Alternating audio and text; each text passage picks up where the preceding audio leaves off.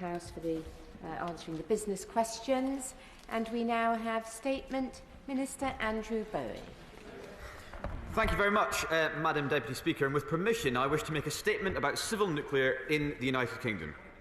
Today we have published 3 key documents which reinforce the UK's position as a leader in the civil nuclear renaissance: a civil nuclear roadmap, a consultation on alternative routes to market, and a consultation on proposed policy for siting new nuclear power stations.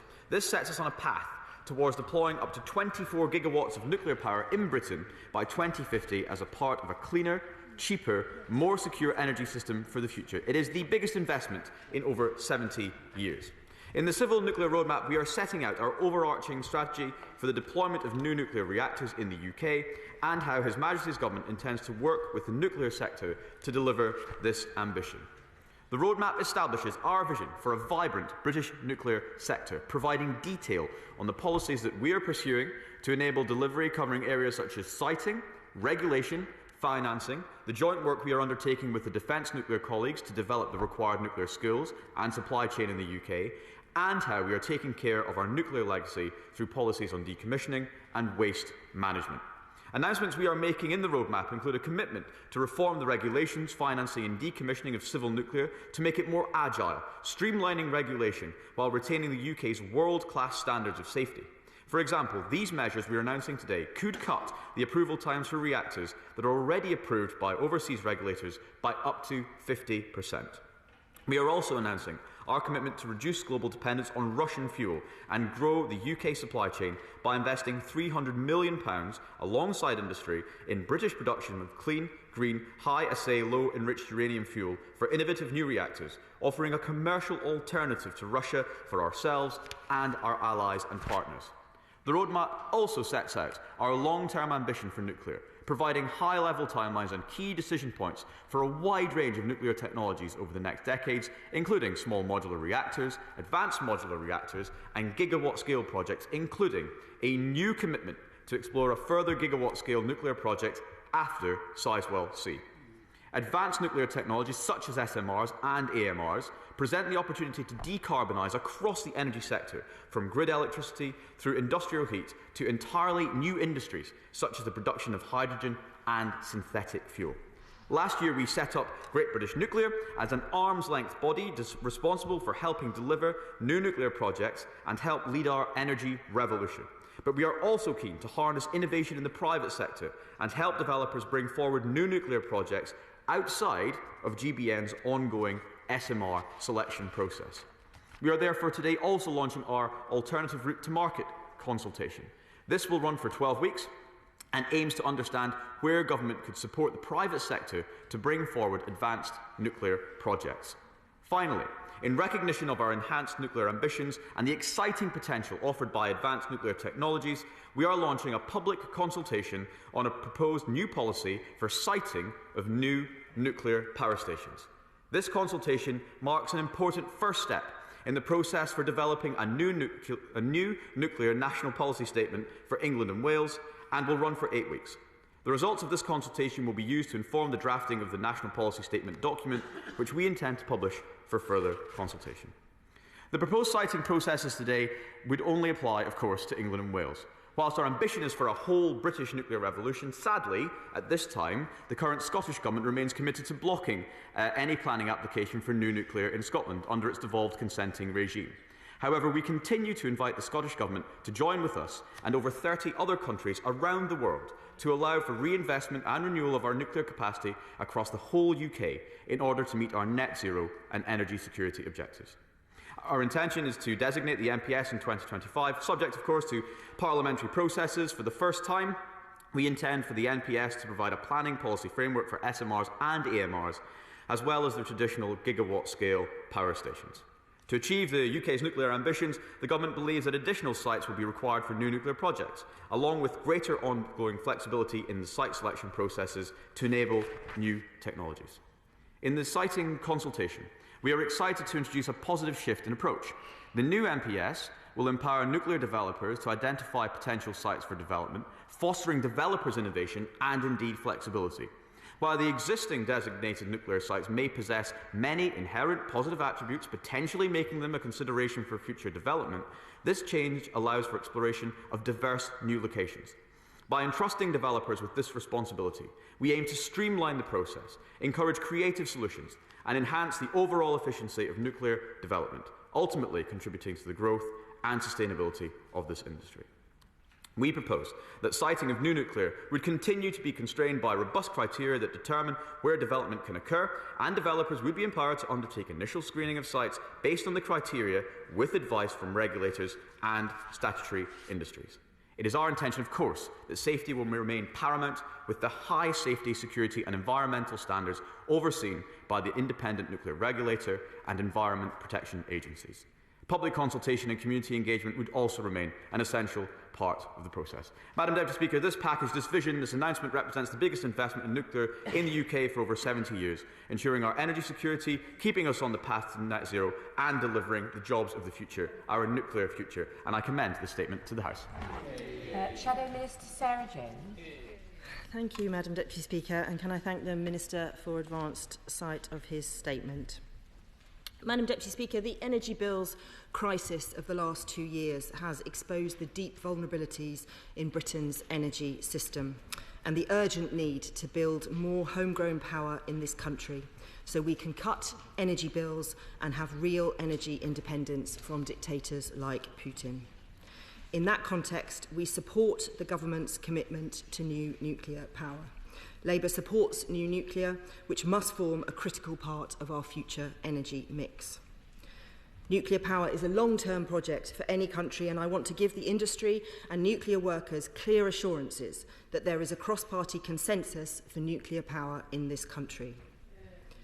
It was the last Labour government that identified 10 sites for new nuclear in 2009, and in the time since, the government's record has been one of continual delay and false dawns. I met people from West Cumbria yesterday who've been waiting 6 years for a decision on nuclear since the last plan collapsed on this government's watch. The roadmap published today is 2 years later than they promised, and it still leaves a number of unanswered questions about how the government intends on turning warm words into practical action. So can I ask the Minister a number of questions? Firstly, I'm glad that the Minister has woken up to the urgent fact that we need to generate more cheap, clean electricity in this country. Can the Minister tell us in which year will any of the policies announced today actually cut bills for people? Secondly, it's all well and good talking about commitments to new stations in the next Parliament, but can he tell us the timetable for Sizewell C in its final investment decision? The government promised to have a final investment decision by the end of this Parliament, so can he give a categorical promise today that that will be done? Time is running out. Thirdly, can he update us on the timetable for Hinkley Point C, originally promised to be delivered by 2017? When will it start supplying power to households? Fourthly, on SMRs, what is the timetable for concluding the competition?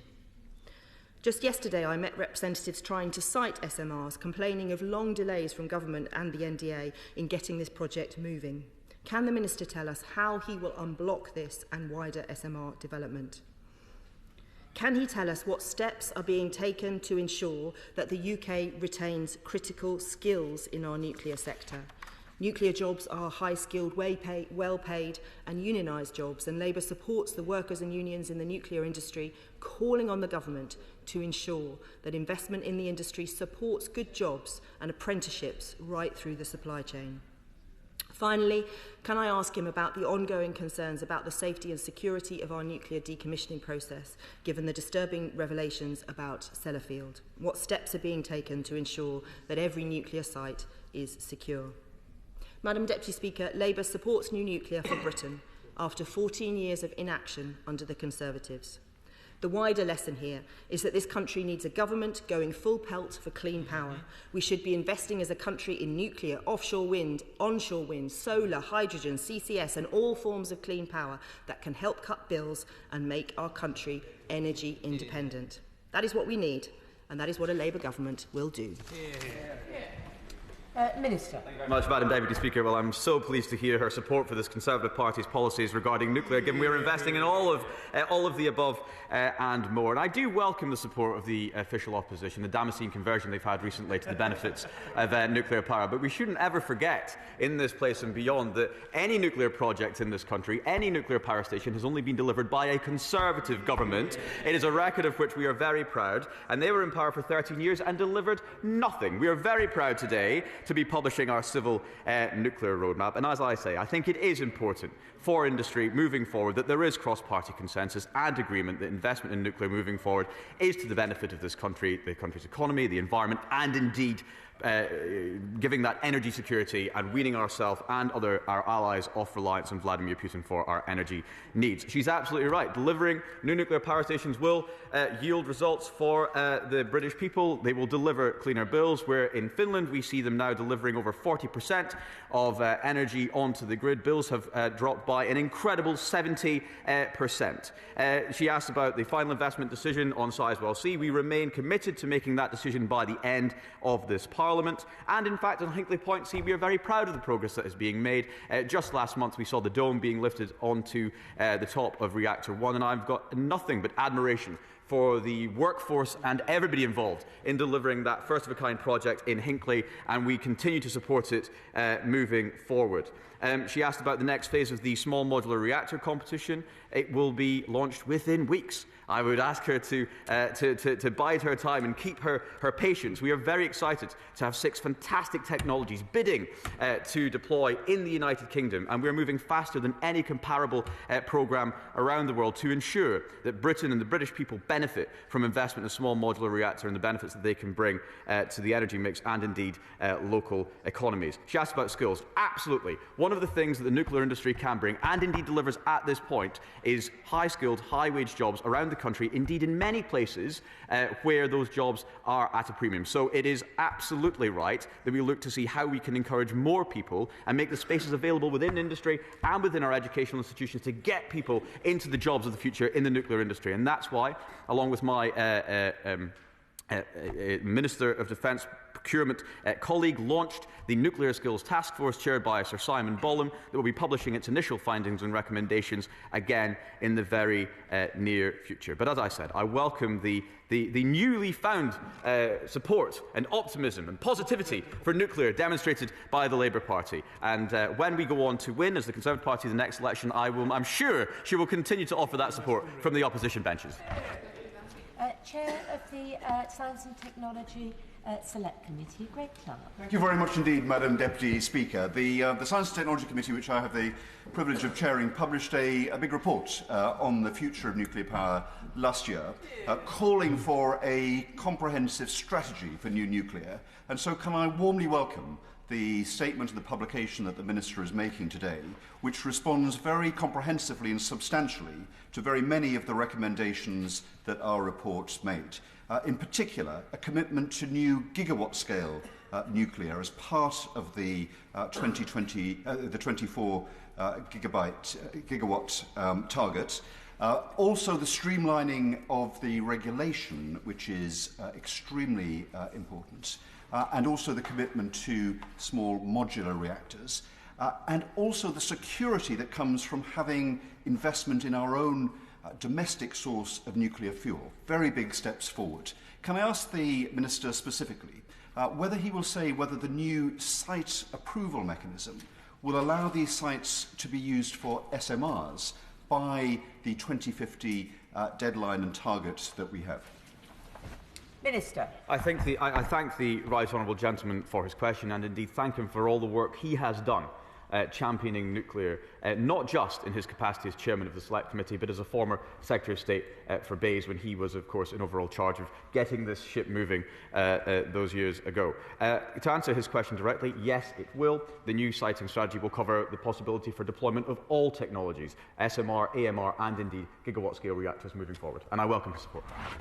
SNP spokesperson Richard Thomson. Thank you, Madam Deputy Speaker. And could I thank the Minister for advance sight of his statement? And he's absolutely right in one respect. The Scottish Government does not support the development of new nuclear power in Scotland. Now, the reasons for that are simple, because besides the environmental concerns, the economics do not lie. Nuclear power is slow to deliver, it's horrendously expensive, and the history in recent years under Labour governments and Conservative governments has been simply to allow private companies to privatise the profits while the risks are socialised for the taxpayers.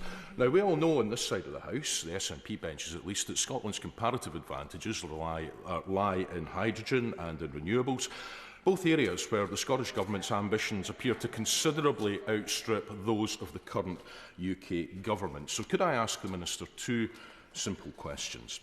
Despite his disagreement with the stance of the Scottish Government over planning on nuclear, will he and his government respect the devolution settlement as it stands on that?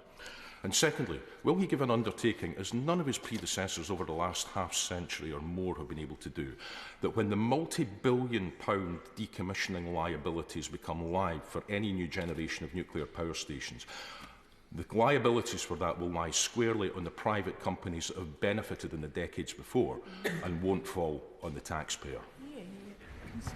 Minister. Thank you very much, Madam Deputy Speaker. The Scottish National Party, like almost every nationalist party in the world, has a misplaced belief in its own exceptionalism, and nowhere is that more true than in nuclear. When you look across the world, we saw at COP28 over 30 countries coming together to pledge to increase civil nuclear capacity around the world by a third. So clear and obvious is it that not just in terms of ensuring our energy security moving forward, not just in terms of benefiting communities locally and driving forward our economy, but reaching those net zero goals and ensuring that we have a cleaner energy baseload moving forward, nuclear is absolutely essential. Indeed, there is no net zero without nuclear. So it does pain me, especially as a Scottish Member of Parliament, that the Scottish Government's wrong-headed position on this remains extant. I would very much welcome a change of direction within the Scottish Government, and would urge the Scottish National Party to look around the world at the countries that are joining with us in this nuclear renaissance and revival, and think of the huge benefits that could be brought to Scotland with its proud history in nuclear, going back many, many decades, at what might be brought to Scotland if they were to join with us on this journey. Of course, we respect the devolution settlement. Of course, we respect the devolution settlement. We are absolutely committed to maintaining that. What I would just urge is a change of direction, a change of approach, and changing the position of the Scottish Government so that the Scottish people, the Scottish economy, and indeed the Scottish environment can benefit from future investment in nuclear that will be felt around England, Wales, and indeed in so many other countries around the world. Chair of the Environmental Audit Committee, Philip Dunn. Thank you, Madam Deputy Speaker. Today's statement provides really welcome clarity about the Government's roadmap for delivery and revival of new nuclear energy capacity. And I shall be writing on behalf of my committee to the Minister shortly to raise some points about the SMR competition that he's touched on today. But notwithstanding the grudging support from the opposition front bench, what steps is my honourable friend taking to build the broad consensus behind this essential component of delivery of net zero, so that the roadmap does not fall victim to the short-term thinking which bedevilled delivery of safe and effective renewal of nuclear capacity in the past, notably under the previous Labour government?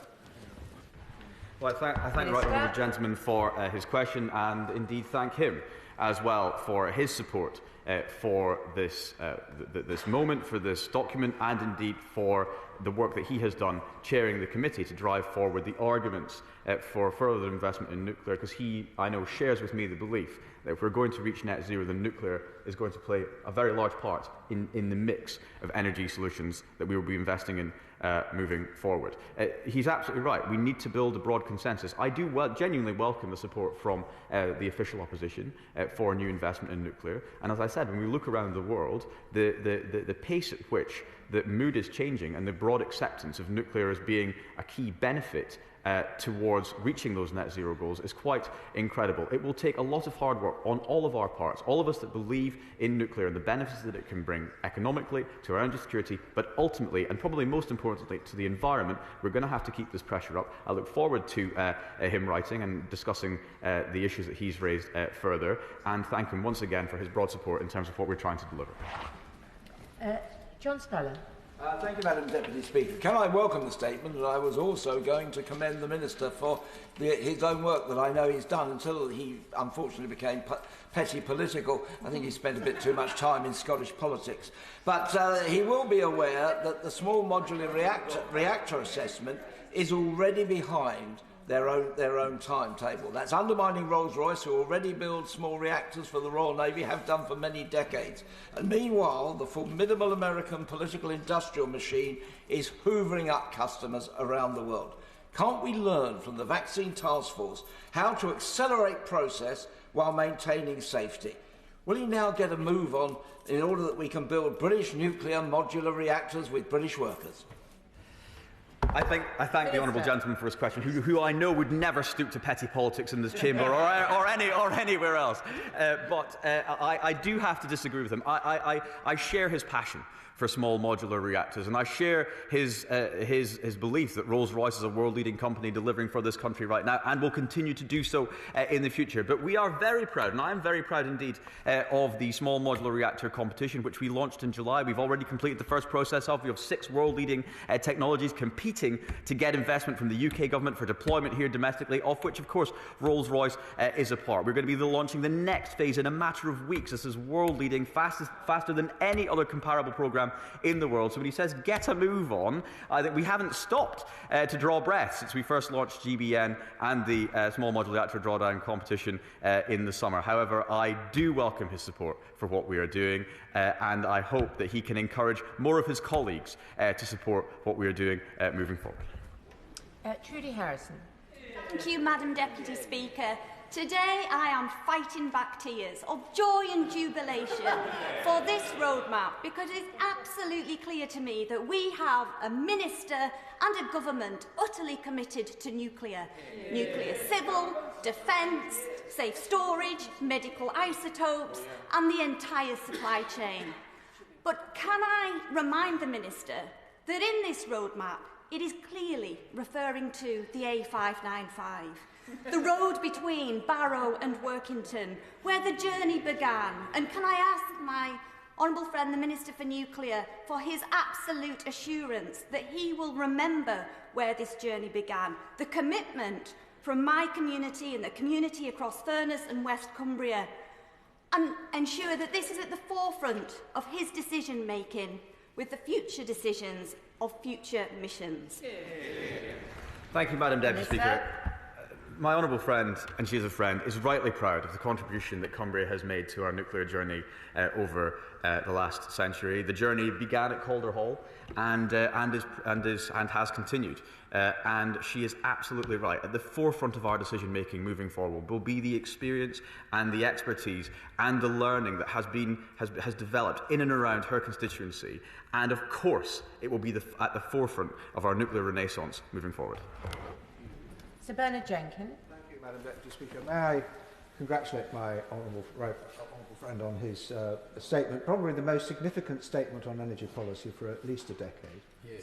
And can I particularly welcome the intention to streamline planning processes and regulation in order to reduce unnecessary costs and delays. But can I also just ask for an assurance that if there is to be new nuclear development at Bradwell in Essex, that it will be of a type that does not affect the marine protected area of the Blackwater Estuary, a historic oyster fishery on which many of my constituents depend. Minister. I thank the Right Honourable Gentleman for his question, and again thank him for his support of this exciting moment here today. Of course, moving forward, there are going to be many sites that will be looked at for future nuclear development, and in every case they will have to adhere to the stringent, strong and gold-plated environmental standards that we expect of already nuclear licensed sites across the United Kingdom. I do apologise for calling two from the same side. I shall immediately correct myself by calling two from this side, starting with Vera Hophouse. Thank you, Madam Deputy Speaker, and no offence at all. Fully understood. Madam Deputy Speaker, the best route to affordable energy security is renewables. Nuclear power is blighted by delays and rocketing costs, and the government is never honest about the comparatively much higher cost of nuclear energy compared to renewables. But under this government's watch, renewables have also now faced long delays, and the cost to offshore wind development have increased by 40%. Will a renewables roadmap soon follow today's statement in order to address the challenges and make sure that the government doesn't lose its competitive advantage of offshore wind development? Minister. Thank you very much, Madam Deputy Speaker. I really lose track of where the Liberal Democrats sit on nuclear. I know that the current leader of the Liberal Democrats was against, then he was for, and then he's against again. And right now I'm not quite sure where the Liberal Democrat Party sits. However, I do take issue with her insinuation that we are not leading the world when it comes to renewables. We have the first, second, third, fourth, fifth and soon to be sixth largest offshore wind farms in the world generating power right now for Great Britain. We're investing at pace in solar, we're investing at pace in a whole host of new and emerging technologies, because we believe, unlike some parties, that we shouldn't just invest all of our time and money in one technology. We need a broad range of technologies if we're ever going to meet our legally binding net zero commitment. And I look forward to the day that the Liberal Democrats can hold a policy for more than 5 minutes, come to this House and actually support us on this journey to our net zero future. Olivia Blake. Thank you, Madam Deputy Speaker. I welcome the statement from the Minister. However, I would like to ask what lessons will be learned from previous projects and current projects on value for money. The NAO was quite scathing about some of the decisions that have been taken previously on these projects, and also what more can be done to support manufacturing right across the UK in this area. Minister. Thank you, Madam Deputy Speaker. I thank the Honourable Lady for that question. In terms of building up the UK supply chain, it's absolutely essential, and one of the huge benefits that will be accrued through this 70-year, biggest in 70-year investment in new nuclear will be the ability to build up our manufacturing base in the United Kingdom, creating those high-wage, high-skilled jobs that we want to see in more communities around the entire country. Of course, lessons will be learnt from previous projects. Of course, we are always looking at value for money for the British taxpayer, which is why, for example, we're using the regulated asset-based model as the model for funding Sizewell C. Sir Geoffrey Clifton-Brown. Thank you, Madam Deputy Speaker. I warmly welcome my honourable friend's announcement today, because by the time of 2030, when the advanced gas-cooled reactors are decommissioned, we will have a dip in nuclear production. But the Public Accounts Committee, of which I have the honour to be Deputy Chairman, has done a lot of work on this. We recently had a follow-up visit to Sellafield, and I agree with my honourable friend, they do fantastic work there. But it is our largest single project. It's a minimum cost of £200 billion over the next 100 years. So will my honourable friend undertake to renew our efforts to get a better handle on the decommissioning costs so that they can be properly allocated and we can have a true estimate of what nuclear generation really costs? Minister. I thank my right honourable friend for that question, and absolutely agree with him on the amazing work that is being conducted in my honourable friend's constituency at Sellafield. The lessons that are being learnt through the decommissioning process at Sellafield will yield benefits, and indeed are leading the way across the world when it comes to decommissioning of sites in countries where we are very, very happy to be advising on their own decommissioning efforts. And in terms of what he says about the money, yes, of course, we need to ensure that any projects run by the NDA are prove value for money, and that we learn from lessons in the past. Liz Saville-Roberts. My party's policy is to support the development of the present nuclear sites in Wales, one of which is Trawsfynydd in my constituency. Now, Welsh Government has funded Cwmni Egino to develop Trawsfynydd, and £20 million was allocated only last autumn to this purpose by the North Wales Growth Deal. That in order to enable critical development and planning prior to the final investment decision to be made in on. Now, given the strategic developments in Wales and these investments, can he confirm that the entirely publicly owned Trawsfynydd and the potential of 550 jobs remains a possible location for an SMR in the near future? And will he please visit Trawsfynydd? Minister. Thank you, Madam Deputy Speaker. I'd be delighted to visit the Honourable Lady's constituency. And Transfenith, of course, has exciting potential as a possible site for SMR, but indeed for other nuclear licensed activities as well. And it, along with many others, are potential sites for the deployment of these new technologies over the years ahead. Charlotte Nichols. Thank you, Madam Deputy Speaker. As co-chair of the All-Party Parliamentary Group on Nuclear Energy, I warmly welcome the publication today of the long-awaited Civil Nuclear Roadmap, and in particular the exploration of alternative routes to market for SMR and AMR outside of the GBN scheme.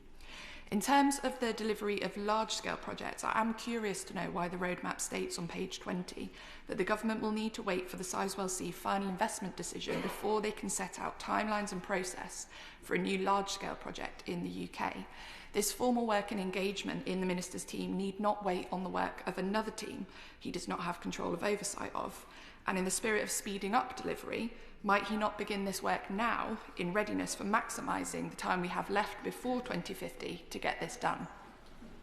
Minister. I thank the Honourable Lady for her question, and she can be assured that work is already beginning on identifying future sites for large-scale gigawatt power stations, and indeed that we will be committed to announcing more on this in due course. Jill Mortimer. Deputy Speaker. Can I also add my intense excitement at this announcement today, particularly that we've included AMR reactors in this roadmap. Finally, we have a way forward for them. My right honourable friend knows how important it is to me to get an AMR into Hartlepool. And he was with me on his first ever visit. On the day in Hartlepool, we announced a 2-year extension for our reactor, which takes it to 2026. Does this announcement mean what I think it does, which is guaranteeing me now a future for nuclear at Hartlepool? And will it only be a matter of time before he comes back and we not only announce what we will build there, but who will build it and when? Well, thank you very much, Madam Deputy Speaker. I remember that visit distinctly. It was my first visit as the Nuclear Minister. And can I just thank the Honourable Lady and indeed everybody who hosts nuclear power stations in their constituencies for the championing they do of that industry, of the sector, of that workforce, a workforce and a sector that has been castigated in the popular mindset widely over many years, and now today is reaping the rewards of continued support from people like herself and others in this House. Delighted that Hartlepool got the extension, and indeed this roadmap we set out today will deliver for her a clear identification of what can be delivered and where it can be delivered, and indeed how that is going to be delivered, meaning that there will be a bright future for nuclear in Hartlepool. Deirdre Brock. And Nova Innovation in my constituency recently announced the wonderful news it had won €20 million of investment from the EU to lead a pan-European consortium to create the Seastar Tidal Energy Farm in Orkney, the largest tidal energy site in the world. Why does the UK government continue to largely ignore this safe, lower-cost, reliable form of energy when, as Greenpeace points out, the energy industry itself knows the economic case for slow, expensive nuclear just doesn't add up? Minister. Madam Deputy Speaker, the Tidal actually received money for the very first time through the Contracts for Difference process, the last auction round. This government is investing in tidal technology. It's investing in wind, it's investing in solar, it's investing in hydrogen, it's investing in CCUS, it's investing in continued exploration for oil and gas that party opposes, and it's investing in nuclear. Of course, it's fantastic news for her constituents and the businesses around Scotland that are winning contracts to invest in renewables. But what, to their shame, Scottish National Party representatives in this place never mention is the hundreds of thousands of jobs in Scotland that depend on the nuclear industry, the manufacturing, the construction, the education, and indeed the fantastic work going on right now in Torness, the only generating power station in Scotland, currently delivering power to 1 million homes. Maybe the Scottish National Party can come to this chamber and explain, when that power station closes down, as sadly it will inevitably one day do, how they're going to replace the power generated for Scottish homes under their plans to completely ignore the safe, secure and clean option for secure future energy moving forward. Damien Collins. Thank you, Madam Deputy Speaker.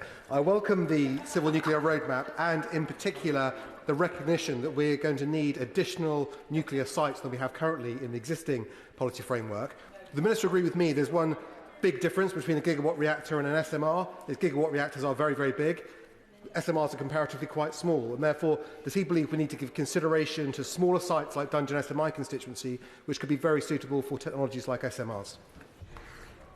I thank the gentleman for his question. Again, I welcome his support, and I thank him for hosting me on a visit to Dungeness. The fish and chips was exquisite.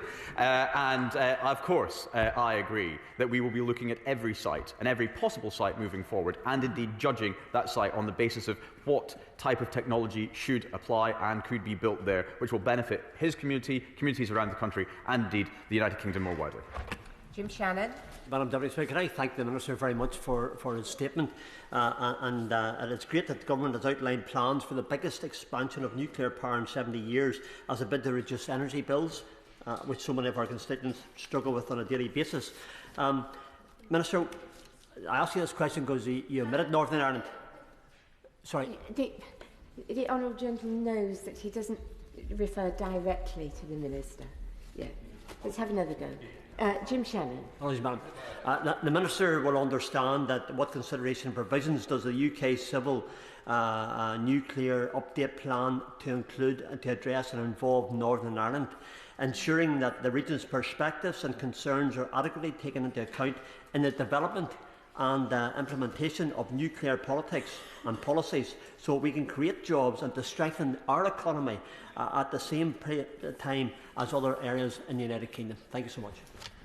Minister. Thank you very much, Madam Deputy Speaker, and I thank the honourable gentleman for his question, as ever championing his constituents and the people and economy of Northern Ireland. It's absolutely essential to me that every part of our United Kingdom benefits from this once-in-a-generation investment into new nuclear, and of course I'd be delighted to meet with him to discuss how Northern Ireland and his constituents in Strangford could benefit from investment in skills and need supply chain. Of course, deployment of nuclear capabilities is a devolved competency, but I'd be very happy to meet with him to see what his constituents can get from this historic announcement that we're making today. Catherine Fletcher. So, from Anglesey all the way up the coast to the tip of Cumbria, the North West Nuclear Arc will be, as some members have already suggested, dancing a little jig today. Now, Springfields in Lancashire is a geographic, and I would argue, fuel production heart of that North West Nuclear Arc. So can I welcome this announcement today to secure that future £300 million investment in making sure that Vladimir Putin doesn't have his hands on the taps of advanced nuclear fuels is so important for the hundreds, if not thousands, of people that live in South Ribble and work in the adjacent Springfield constituency. But can I ask the Minister, this investment, does this help Lancashire not only support the UK domestic nuclear industry, but are there opportunities for exporting Lancashire Now's skills, capability and fuel to the world? Minister. Thank you, Madam Deputy Speaker. Absolutely.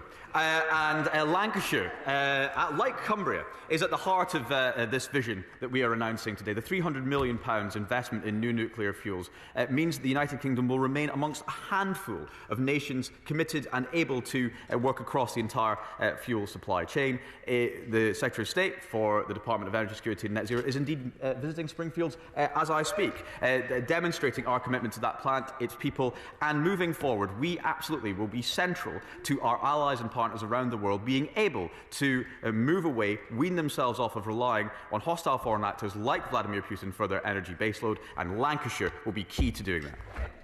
Greg Smith. Thank you, Madam Deputy Speaker. Nuclear is hugely important for our energy security, so I welcome today's statement. But missing from my atomic friends' extensive list of benefits for nuclear is how much kinder nuclear is on land use, with a small modular reactor needing just 2 football pitches to produce enough power for around 1 million homes, compared to 2,000 acres of solar that will only power 50,000 homes. So will he agree with me that nuclear is so much kinder and doesn't involve destroying vast swathes of the British countryside and impacting our food security? Thank you very much, Madam Deputy Speaker. My honourable friend is absolutely right about the footprint and indeed the comparable impact on land of nuclear compared to other technologies, but it's very important that we have a wide range of energy technologies moving forward. We will benefit from investment in wind, in solar, in hydrogen, in CCUS and of course nuclear that we are announcing today, but again I welcome his support for what we are announcing. I was here a minute ago. Peter Alders. Thank you very much, Madam Deputy Speaker. I welcome this statement and the publication of these three documents. With Sizewell C, as well as offshore wind and hydrogen, East Anglia, Suffolk and Lowestoft will play a vital strategic role in enhancing our energy security, keeping bills low and driving forward the transition to net zero, so as to enable the local area to play this lead role to the maximum advantage of local people and local businesses. Does my honourable friend recognise the vital importance of investment in schools at East Coast College and investment in infrastructure such as in the Port of Lowestoft? Absolutely. My honourable friend is spot on. I was very happy to visit East Anglia last year, and I saw for myself the investment that Sizewell C are making in the local community and indeed in local colleges, supporting those young people who want to get into the new high-skilled jobs that are going to be produced through development of projects like Sizewell C. And I'm very happy to announce that I'll be visiting again East Anglia on Monday to see the progress that has been made at Sizewell C. He's absolutely right. The benefits that accrue locally through investment in nuclear at large and indeed at small modular scale are unprecedented, and that is one of the things that I hope comes out of today. Yes, we're talking about our energy security. Yes, we're talking about reaching net zero, but the impact locally to communities through investment in new nuclear is unprecedented, and I'm very, very excited to see what it brings in the years ahead. Martin Vickers. Thank you, Madam Deputy Speaker. I welcome the Minister's statement, and clearly nuclear will have a major part to play in energy generation in coming years. A number of companies have already looked at sites in my northern Lincolnshire constituency, which he will know is a major centre for the renewable energy sector. He spoke of encouraging developers to identify potential sites. Would he agree with me that it's also important that local authorities play a part to encourage this type of development? And on that, I can assure him that North and North East Lincolnshire councils will welcome such developments. I thank my honourable friend for that question. I completely agree. Local authorities have a key role in driving forward interest and investment in small modular, advanced modular reactors, and indeed any new technologies that come through as a result of this announcement today and the investment that we're making in nuclear. I'd be delighted to visit his constituency and see the potential of possible sites for small modular reactor deployment where he represents, because he is absolutely right. The potential for these technologies is huge, not just, as I have said, for our energy security moving forward, but actually for the benefits that they bring to communities up and down the length and breadth of the United Kingdom. I thank the Minister for his statement, and we now come on to the backbench.